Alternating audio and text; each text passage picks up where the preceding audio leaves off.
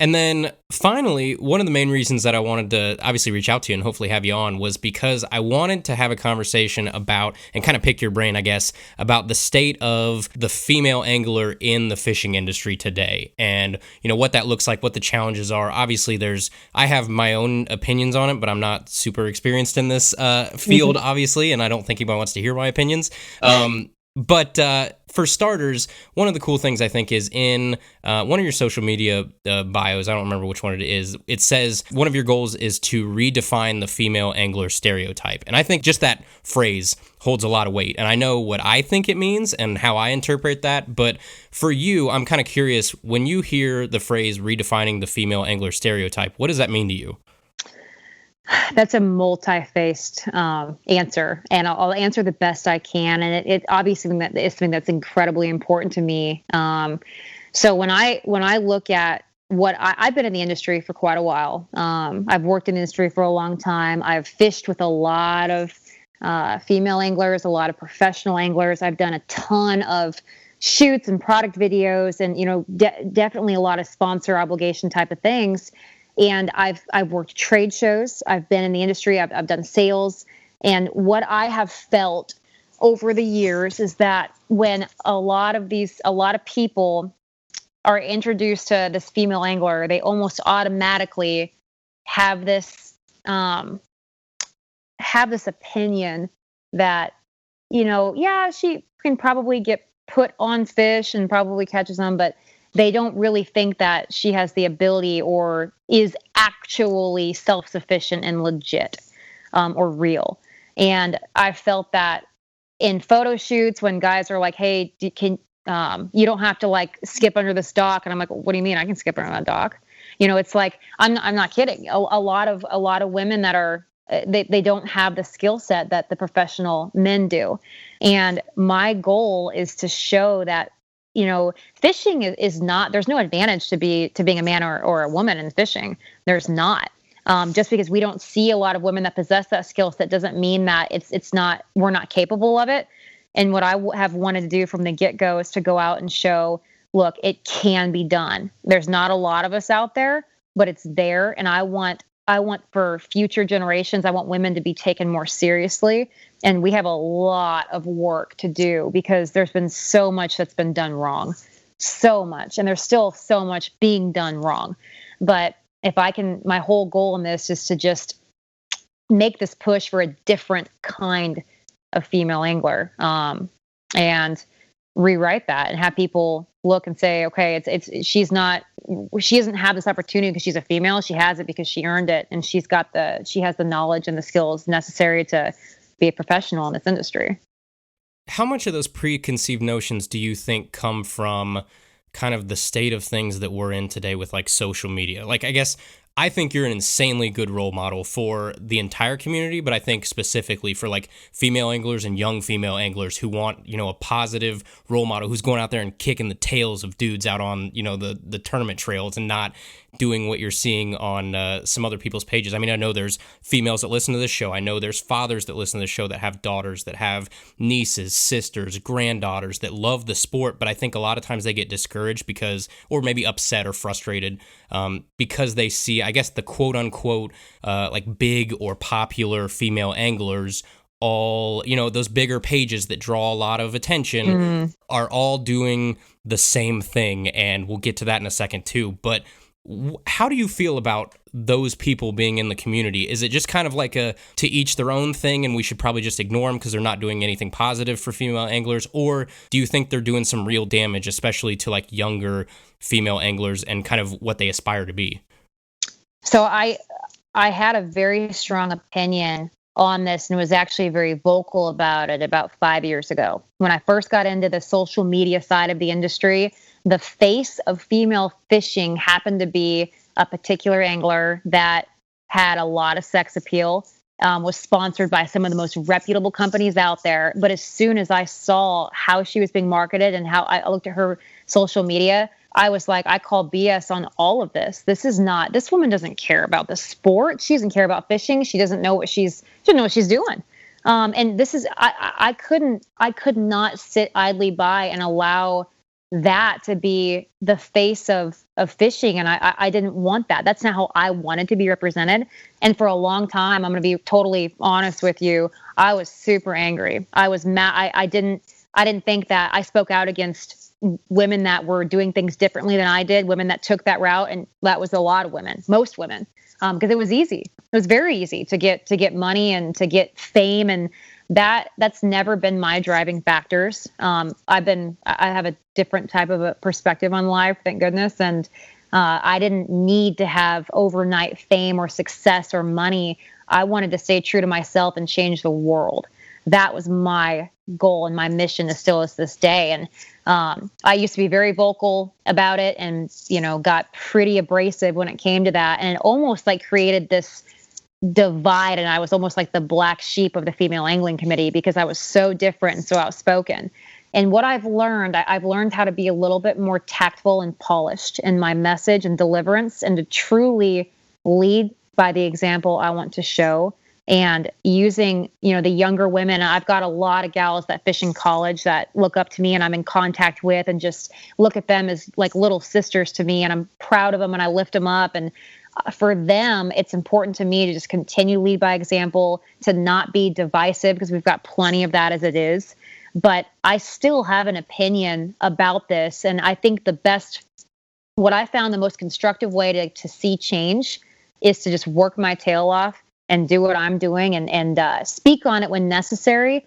But don't necessarily attack them, because they're just taking advantage of a very broken system, right? You can't totally fault them there. We can fault the companies and the people that support that, and say, look, I want to see someone that I just recently saw something on a huge box store that just gave a gal a boat, and she had a spinning rod that looked like she was casting an inshore rod. And I'm like, come on, guys, like we got to do better. We got to have a vetting process. We have to have standards in this whole thing. If you look at what it takes to be a male sponsored angler and a female, it's night and day different. I'm not okay with that. The guys have to work 1,000 times harder. They have to not only cash checks in the best fields out there, but they have to be able to go out, shoot product videos, shoot sponsor deals, and truly be the best at what they do in every single aspect. And to be a female angler, you don't have to do a quarter of that. And that's not okay with me. So I'm trying to do all of it and show that, look, for the young women out there, and to see that they can do it and they can do it the right way, we've got to start setting a precedence for what it takes to like be successful in this whole deal, and what it should take to be successful. And I think everything you just said, there's a lot of male anglers out there that feel that exact same way. Like when I'm scrolling through like Instagram, I really don't think there's anything that pisses me off more than seeing some, giant account of all it is somebody with some over-sexualized content that panders to anglers because you're standing on a boat. And it's literally like, okay, let's go grab the smallest bikini I can find. I'll go on a saltwater charter. I'll have some guy probably catch the fish for me. I will put the mahi over my head, and they will take a suggestive photo from behind, and boom, 50,000 likes. And like that's... Oh, you forgot hashtag happy or blessed or sunset. Yeah. And oh, by the way, this is my charter now. Yeah. And captain, like, yeah, whatever. Yeah. It's so frustrating, because those aren't the people that I want to see on my timeline. Those aren't the people that I, respect and admire and want to consume that content, but it gets shoved down your throat by algorithms and by everybody else that likes that. And, it's discouraging. It's discouraging for me. I can't imagine being like, a 13-year-old girl that wants to get into fishing, and that's what you see in the pressure on you is like, oh, if I want, the validation of, in today's day and age, is likes and follows and all that kind of stuff. It's like, this seems to be what I have to do, and it's just not true. Right. So I have to imagine you get a ton of messages, especially from like anglers that look up to you, that admire you, what you're doing, and, probably a lot of younger female anglers. And I'm guessing a lot of them do kind of have that same feeling of like, they're discouraged. They don't want to do the, post in a bikini so that, some 50, 60-year-old creepy guys can like my Instagram pictures, and that's how I get, big. What do you tell those folks that reach out to you, and like, how do you steer them in the right direction and show them that, hey, you don't have to do that? more than anything, I always genuine passion it doesn't fade. That's something that you can build a foundation on.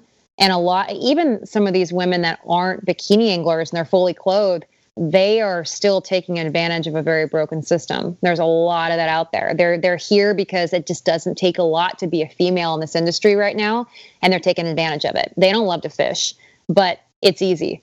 And that's discouraging. They can be attractive or just market themselves right or understand how social media works, but they're not out in the field day in and day out like some of the gals out there that I mentor and I know that are so deserving and have the talent to actually, do this thing and be a professional in the industry. And I've been there and I've been overlooked for years, and it's so hard.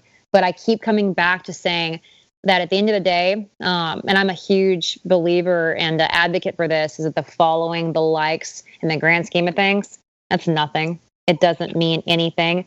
If you can hang your hat on a life that you built, being true to yourself and being original and being real, and in a world where you can be anything, I know everyone says be kind, and that's very true, but just be real.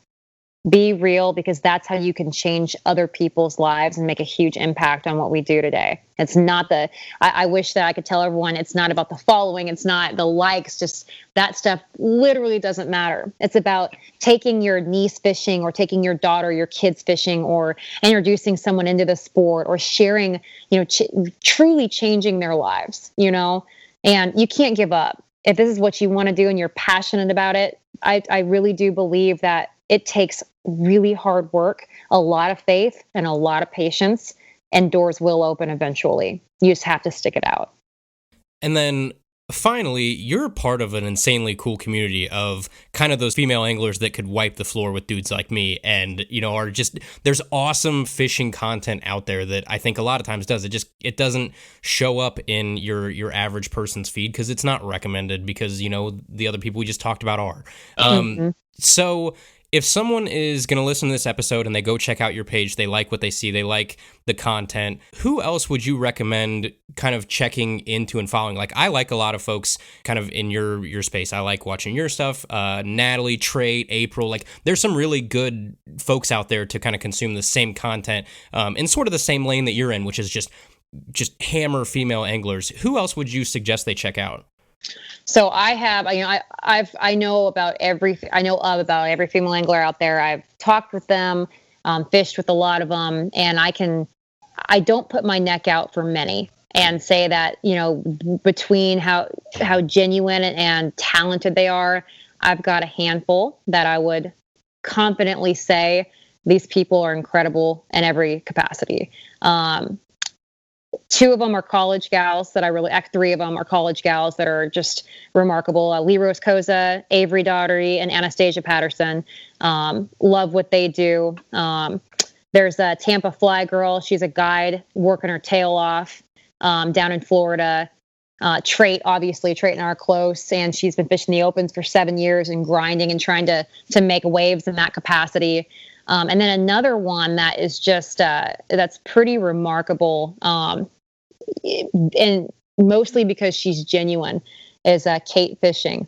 And if you don't know who that is, she's pretty new to social media, but her life story and where she is right now is nothing short of inspiring. She's probably one of the people that's inspired me more than anything.